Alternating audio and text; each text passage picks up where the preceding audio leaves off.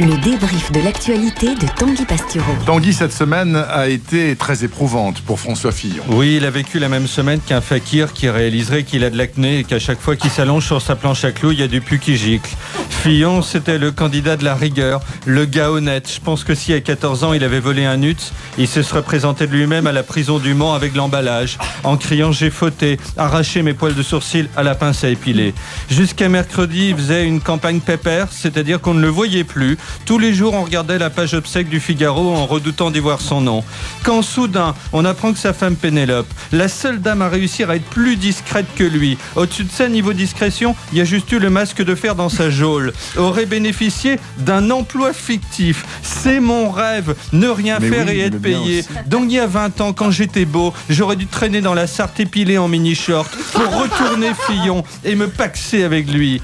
Alors on apprend que Pénélope Fillon aurait œuvré pour son mari à l'Assemblée. Sauf qu'à l'Assemblée, personne ne l'a vue. Elle aurait pu bosser pour Gérard Majax, c'était pareil. Elle a le même parcours que Dédé, le fantôme de Chambord, qui quand il voit débouler Stéphane Bern, lui caresse la nuque. Mieux, elle aurait travaillé pour la revue des Deux Mondes. C'est comme le magazine Lui, sauf qu'à la place des seins, il y a des mondes. Pendant 1 an et demi, et elle aurait pendu 2 notes de lecture. Elle lit très peu. Didier Deschamps va la prendre dans son équipe parce qu'elle a le profil. François Fillon, bien entendu, a répliqué. Oui, il a dit qu'attaquer Pénélope, c'était de la misogynie. Donc heureusement qu'il n'a pas épousé une Aïssatou parce qu'il nous faisait le coup du racisme. Puis il a croisé Juppé à Bordeaux, lequel dansait la gigue sur un pied en chantant « Fillon, t'es foutu, l'Élysée, tu l'as dans le... » Donc là, il s'est dit « Je vais lui montrer à Gandalf que le fifi en a sous la semelle. J'ai gagné 3 fois le trophée Andros avec le dos pété, c'est pas la présidentielle qui va me faire peur. » Donc il va sur TF1, chez Boulot, parler d'emploi fictif, ce qui est illogique. Et là, il dit « J'aime ma femme, je vais la défendre. » Enfin, il était à 2 doigts de pousser le brame du cerf qui veut éloigner les prédateurs de sa femelle.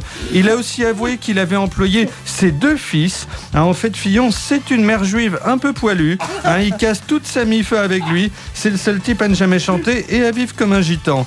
Il a dû aussi passer en tant qu'assistant parlementaire sa nièce, 2-3 cousins éloignés, ainsi que Pif et Biscotte, ses 2 perruches. Alors, il n'est pas le seul à faire ça. Bien des députés emploient des proches, parfois même ces gens travaillent. Là, hasard du calendrier, ça tombe sur Fillon. Il déguste avant même d'être élu. C'est du Hollande puissance 12. Fini la discrétion, quitte à bosser en couple. Les Fillons auraient mieux fait d'ouvrir un gîte d'étape. Voilà, d'où on en revient à l'affaire des aubergistes. Merci beaucoup.